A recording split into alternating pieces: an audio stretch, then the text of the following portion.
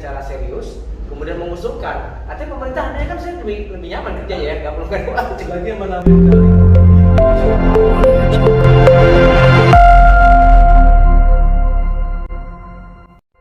tidak berdasarkan konteks planning yang besar. Kalau IKN ini kan udah punya planning ya, Indonesia ibu kota Nusantara itu udah punya planning. Harusnya memang gitu lah bikin pemerintah daerah. Kalau kita kan sekarang nggak ada ya, mana tanah kosong bisa dibangun. Jadi kemudian secara perwajahan itu menjadi rumit. Nah, dari konteks besar itu tentu akan mendukung pada persoalan kecil kayak tadi misalnya yang dilakukan oleh teman Abjadal. Apalagi sekarang posisinya Abjadal ini kan bukan lagi yang pada fungsi yang sekunder ya, kemudian itu jadi kerja yang naik primer. Apalagi pada kota-kota yang semakin tumbuh kayak Jakarta ini. Artinya apa? Posisi teman-teman Abjadal itu kemudian menjadi peran utama untuk melihat wajah yang bagus. Dengan demikian saya berharap sebetulnya lebih pada kedepannya pemerintah daerah juga bisa menggandeng Abjadal ketika membuat planning pemerintahan, planning perkotaan. Ajaklah diskusi, kira-kira jalur mana yang harus dipersiapkan, kayak apa konsep persiapannya. Betul, teman-teman Abjadal itu punya pendekatan tersendiri ya, punya metode yang berdasarkan dengan kondisi daerahnya ya. Pasti saya pikir punya metode itu. Nah, mungkin Abjadal akan menjadi teman diskusinya. Karena nggak mungkin semua kota dibangun dengan konsep sama, karena nggak semua seperti Jakarta yang landed dan kemudian Jakarta kemudian secara infrastruktur sudah ada dibangun sejak zaman dulu. Nah, buat daerah bisa berkembang itu bisa dilakukan dialog. Agar apa nggak tadi sebutan itu wajah kota kita itu jadi semrawut gara-gara si kabel tadi ya. Saya sempat dulu gini loh kali ini kalau melihat kabel-kabel itu saya sekali lah kawan-kawan bisa nakal ya jemur baju di jaringan kabel-kabel yang gitu kan, seolah itu kayak emang semrawut ya, maaf ya Pak ini ya Bang Jerry ya. Itu yang disalahkan dari teman-teman kan, selalu disalahkan teman-teman. Saya pikir saya justru baru tahu dari dapat Pak Jerry. Jadi sebenarnya teman-teman sudah punya itikat untuk mau merapikan konsep itu, asal kemudian ada infrastruktur yang mendukung. Nah ini kan nggak ada infrastruktur mendukungnya. Apa misalnya dibikinlah bahwa tanah yang rapi atau apa, kemudian semua itu diatur, mau teman-teman pengusaha itu pasti mau menyediakan itu. Tapi kalau kemudian menyiapkan sendiri tidak mungkin. Nah, saya tinggal di sebuah komplek di Tangerang Selatan. Ketika ada teman-teman penyedia jasa itu juga selalu kami minta untuk menyediakan lewat jalur bawah tanah. Tapi mereka bilang kalau nggak disiapkan ya kami juga nggak ini ya. Artinya teman-teman dari pengusaha itu berusaha untuk menyediakan fasilitas yang baik, yang memadai, tapi perlu ada effort tambahan. Nah itulah fungsinya pemerintah. Saya pikir tadi itu kemudian masuk kepada yang ketiga, to serve. Pemerintah bisa main peran situ. Bagaimana kemudian kepentingan masyarakat umum bisa terpenuhi, tantangan atau hambatan terhadap Abjadal terkait sama hambatan itu juga bisa terjawab. Nah itu justru pemerintah ada di tengah-tengah dengan orang tua. Saya pengen mulai dari ini kan Abjadal saya pikir kayak gitu. Kalau bicara tentang pemanfaatan teknologi informasi itu mungkin sudah diluncurkan sejak zamannya Soeharto lewat Parapan. Namun yang menjadi urgent yang lebih mendesak, yang derajatnya lebih kuat adalah memang kita nih, maaf bahasa kita emang saya lebih suka nyebutnya kita ini akhirnya tergopok-gopok ketika COVID itu akhirnya menyadarkan kita bahwa teknologi informasi dengan segala infrastruktur dan teknologi softwarenya itu akhirnya menjadi peran utama. Kalau saya pikir kalau COVID itu tidak hadir, mungkin situasinya berbeda ya. Ini karena COVID akhirnya menasak kita selama 2 tahun, kita dilatih, diasah untuk terampil menggunakan segala bentuk komunikasi berbasis digital tadi itu. Entah dengan transaksi dagang, untuk pesan kendaraan, makanan, ngirim paket, sampai pesan hotel dan seterusnya, tiket dan semuanya, sampai belanja pun semua sudah bisa. Jadi kalau bicara tentang regulasi ini maaf ya, ini memang ada persoalan sebenarnya. Kenapa selalu ada jarak gap antara kebijakan publik, entah itu produknya regulasi, entah itu bentuknya program, entah itu keputusan, berjarak dengan kenyataan. Gini, kalau dalam siklus kebijakan namanya cycle policy, yang jadi pokok pertama bersama-sama adalah mengidentifikasi masalah. Nanti baru kemudian terakhir sampai evaluasi. Nah, kemampuan mengidentifikasi masalah itu kadang menjadi kerumitan tersendiri. Kenapa? Karena kemampuan pengetahuan manusia itu dirancang untuk melihat 10 tahun ke depan. Peristiwa COVID itu nggak ada yang merancang, nggak ada yang bisa tahu bahwa ada peristiwa COVID di tahun 2020. Kalau kita hidupnya di Maret ya, ketika Presiden menyatakan itu sebagai peristiwa kejadian nasional. Begitu itu kejadian, kita semua berusaha switch pola dari sifatnya konvensional ke konvensi digital.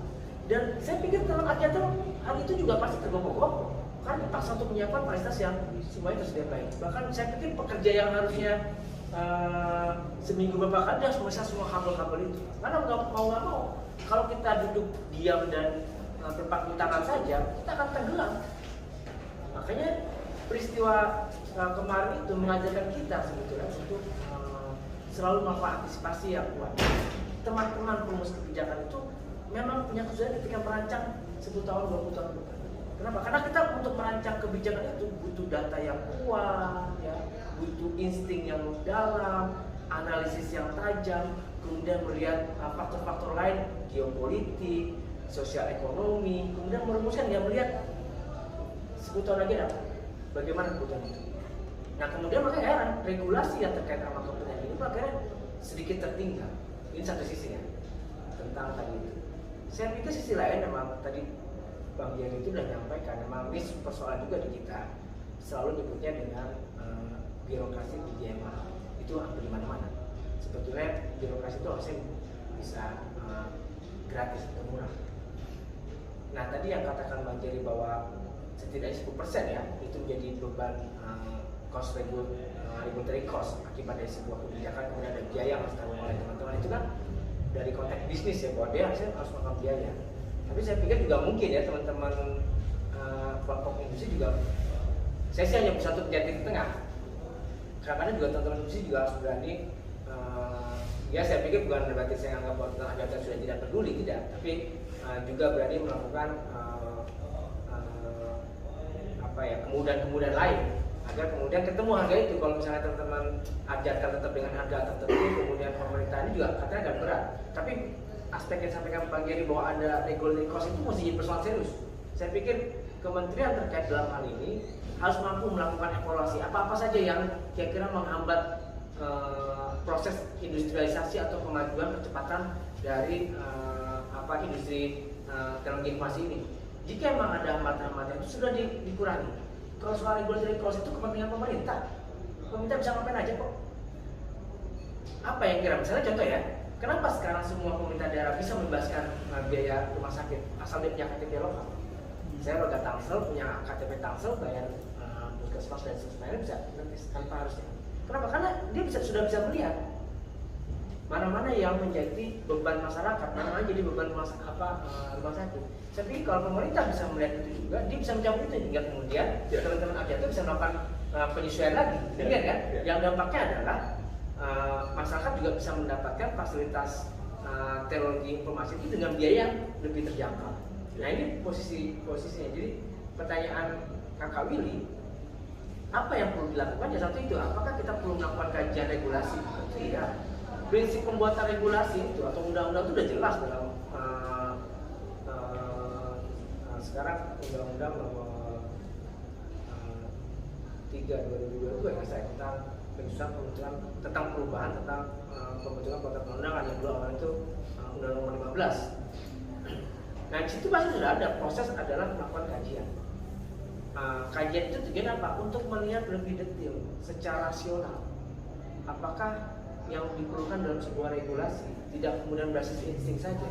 Nah saya pikir teman-teman Abjadkam bisa duduk terlibat di situ secara aktif. Kemudian teman-teman profesional, pelaku-pelaku industri, praktisi industri juga bisa ikut di situ. Kemudian teman-teman pengguna atau konsumen juga bisa hadir di situ. Kemudian pendukung lain bisa hadir agar bisa membuat sebuah evaluasi terhadap regulasi yang sudah ada saat ini, yang Undang-Undang 33 ya. Nomor apa sih tentang IT, tentang regulasi? 19. Nah, itu bisa dilakukan mana-mana yang kemudian jadi beban agar nanti berkurang. Itu yang kedua soal. Kemudian soal ketiga, gagasan Bang Jerry itu sebenarnya menarik ya. Pemerintah daerah memang harusnya bisa lebih proaktif. Apalagi kita juga, saya sih baca itu laporan Menkominfo ya, kemudian bahwa proyek kita lebar ya, itu kan ternyata emang tidak semua terjangkau cepat. Emang kita punya hambatan geografis, nggak mudah dengan negara kepulauan seperti kita. Kalau kita bicara kayak Rusia atau Cina yang kebanyakan daratan, mungkin lebih mudah melakukan, tapi kita ada hambatan di negara kepulauan. Jadi keterjangkauan terhadap layanan terhadap jaringan itu menjadi makanya tadi dibandingkan bayangin kita punya luas segini tapi keterjangkauan masih segini, kan itu mengganggu banget. Sebenarnya kita berharap teknologi informasi menjadi penggerak ekonomi. Nah, jadi hal ketiga, saya pikir gagasannya Pak Jerry juga pernah hal yang menarik. Bagaimana pemerintah daerah itu juga berani melakukan inisiatif.